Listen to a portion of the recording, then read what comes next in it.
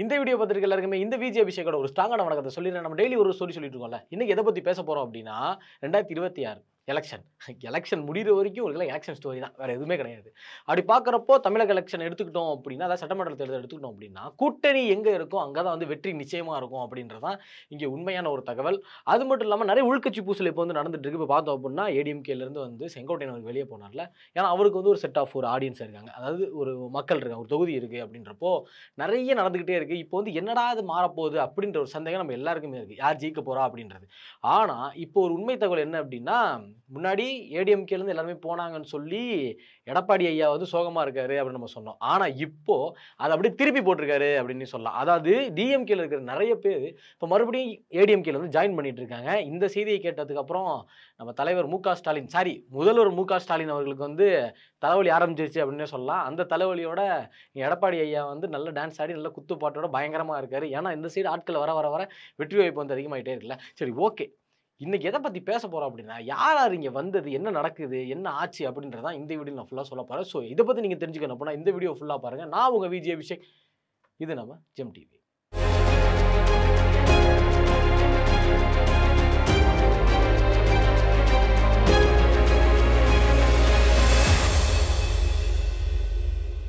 2026 சட்டமன்ற தேர்தல் வந்து ஒட்டுமொத்தமா எல்லாத்தையும் மாத்தப் போகுது அப்படின்னு சொல்லிருக்காங்க. ஏன்னா இந்த 4½ வருஷம் வந்து டிஎம்கே ஆட்சி நடந்துட்டு இருந்துச்சு.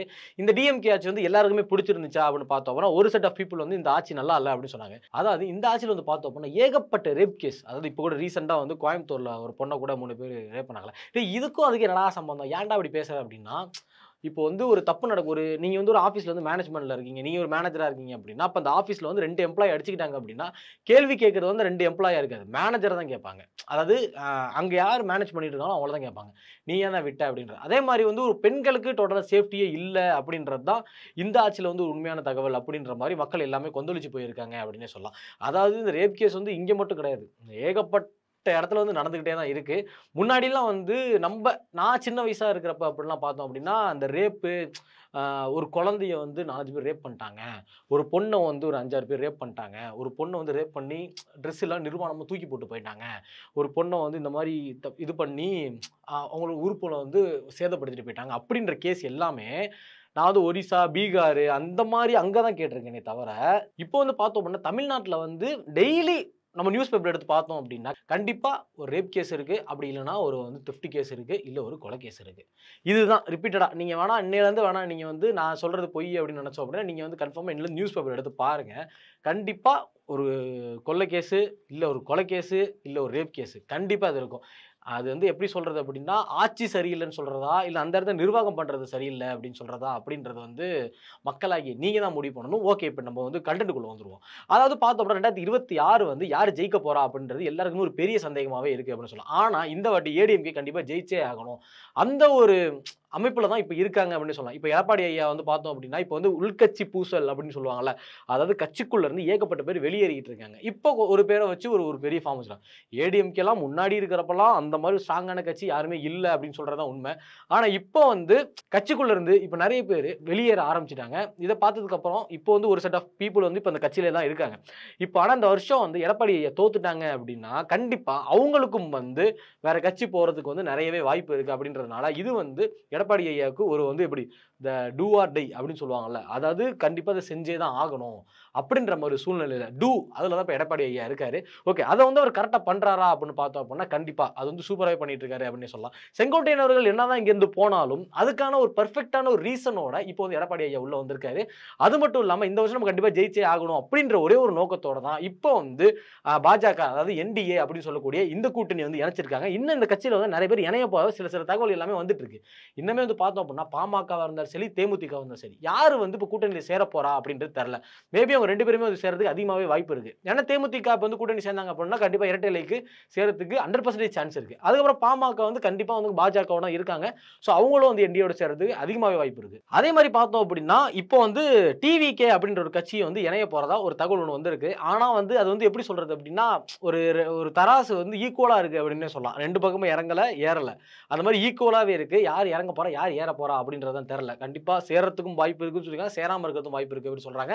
சோ அத பத்தி பத்தி நம்ம வந்து பொறுத்து இருந்து பார்க்கலாம். அது மட்டும் இல்லாம இப்ப இந்த கூட்டணி விஷயத்த பத்தி பேசிட்டு இருக்கிறப்ப தான் நான் ஒண்ணு சொல்லணும்னு நினைச்சேன். என்ன அப்படின்னா, இப்ப டிஎம்கே ஏற்கனவே கூட்டணி விஷயத்துல வந்து ரொம்பவே ஸ்ட்ராங்கா இருக்காங்க. அது மட்டும் இல்லாம இப்போ வந்து இப்ப சட்டமன்ற தேர்தல்ல நிக்கிற ஏகப்பட்ட பேர வந்து அவங்க வந்து இந்த ஏஜ்டா இருக்கிறவங்க, இந்த ஊழல் பண்ணவங்க எல்லாரையுமே வந்து சீட்டு குடுக்க போறதில்ல. அதுக்கு பதிலா அவங்க வீட்ல இருக்கிற ஒருத்தவங்க சீட்டு குடுக்க போறோம் அப்படின்னு சொல்லி, இந்த மாரி ஒரு அமைப்பு வந்து ஒரு செப்பரேட்டா போயிட்டு இருக்கு. அது வந்து எப்படி சொல்றது அப்படின்னா, திமுகல வந்து தலைமையில மட்டும் தான் வாரிசு அரசியல் இருந்தது அப்படின்னு நம்ம நெனச்சுக்கிட்டு இருந்தோம். ஆனா இப்போ வந்து ஒட்டுமொத்த கட்சியுமே வாரிசு அரசியல் பண்ணிட்டு இருக்கு. இது வந்து எந்த அளவுக்கு கரெக்ட் அப்படின்ற விஷயம் நமக்கு தெரியவில்லை. அதுக்கப்புறம் பார்த்தோம் அப்படின்னா, இப்ப ஏடிஎம்கே அவங்க வந்து இப்போ வந்து ரொம்பவே ஒரு மாரி அன்ஸ்டேபிளா இருக்காங்க அப்படின்னு சொல்லி நெறைய பேர் எதிர்பார்த்துட்டு இருக்கீங்க. இல்ல.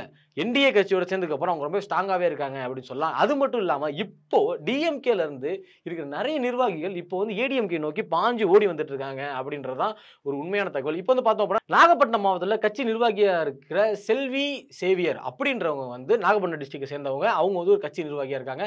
அவங்க வந்து ஏற்கனவே நம்மளோட ஏடிஎம்கேல வந்து ஜாயின் பண்ணிட்டாங்க. ஜாயின் பண்ணி ஓரளவு இப்போ ரன் பண்ணிட்டு இருக்காங்கன்னு வச்சுக்கோங்களேன். அப்படின்றப்போ என்னடா இவங்க தானே வந்து சேர்ந்திருக்காங்க அப்படின்னு பார்க்குறப்ப தான், இப்ப நெறைய பேர் கட்சியில இருந்து நெறைய பேர் வந்து சேர்ந்துட்டு இருக்காங்க. அதுக்கப்புறம் பார்த்தோம் அப்படின்னா, டிஎம்கேயோட இளைஞர் அணி துணை அமைப்பாளர் அப்படின்ற வினோத் அவர்களும் இப்போ வந்து ஏடிஎம்கேயோட சேர்ந்திருக்காங்க. இது வந்து ஒரு பயங்கரமான அடி அப்படின்னே சொல்லலாம். இப்போ வந்து பார்த்தோம் அப்படின்னா, ஏடிஎம்கே வந்து கொங்கு மண்டலத்துல வந்து பயங்கரமான ஒரு ஸ்ட்ராங்கான கட்சி அப்படின்னு சொல்லலாம். அந்த இடத்துல வந்து ஜெயிக்க சான்ஸே கிடையாது ஏடிஎம்கேவ. ஏன்னா, அது வந்து அவங்களோட கோட்டை அப்டின்னே சொல்லுவாங்க. இதுவே வந்து பார்த்தோம்னா, டெல்டா சைடு வந்து பார்த்தோம்னா, டிஎம்கே வந்து அது ஒரு தனி கோட்டை அப்டின்னு சொல்லுவாங்க. டிஎம்கேவோட கோட்டை டெல்டா, ஏடிஎம்கேவோட கோட்டை இது கொங்கு மண்டலம் அப்டின்னு சொல்லிட்டு இருப்பாங்க.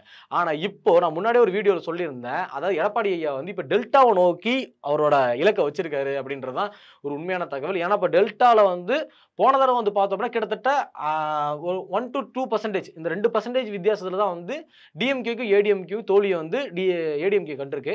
அத பார்த்ததுக்கு அப்புறம் அந்த ஒரு ரீசன வச்சு தான் இப்போ வந்து நம்ம டெல்டால கொஞ்சம் ஃபோக்கஸ் பண்ணோம் அப்படின்னா, கண்டிப்பாவே நம்ம பண்றதுக்கு நெறைய வாய்ப்பு இருக்கு. ஜெயிக்க வாய்ப்பு இருக்கு அப்படின்னு சொன்னப்ப தான், தஞ்சாவூர்ல நடந்த நெல் திருவிழாவுக்கு வந்து எடப்பாடி ஐயா சொல்லாம கொள்ளாம திடீர்னு உள்ள இறங்கிட்டாரு. உள்ள இறங்கி எல்லாரையும் பார்த்து எல்லாரையும் நல்லா பேசிட்டு போனாரு. அது மட்டும் இல்லாம இப்போ வந்து இந்த பயிர் விஷயம் எல்லாமே நடந்துருச்சுல்ல, அதாவது நெல்லு முளைச்சிருச்சுன்னு சொன்னாங்கல்ல. அந்த கேஸுக்கு வந்து பார்த்தோம் அப்படின்னா, எடப்பாடி ஐயா வந்து ஃபுல் ஃபோக்கஸ்டா அங்க போய் நின்னு எல்லா மக்களையும் நேர்ல பார்த்து, அவங்கள வருத்தம் தெரிவிச்சு என்னென்ன பண்ணணுமோ அது எல்லாமே சிறப்பா பண்ணி குடுத்துட்டு வந்தாரு. இது எல்லாமே பார்க்குறப்ப நமக்கு அப்பட்டமாவே தெரியுது. அதாவது எடப்பாடி ஐயா வந்து இப்போதைக்கு டெல்டா வந்து ஃபுல் ஃபோக்கஸ்டா பண்ணியிருக்காங்க அப்படின்றது.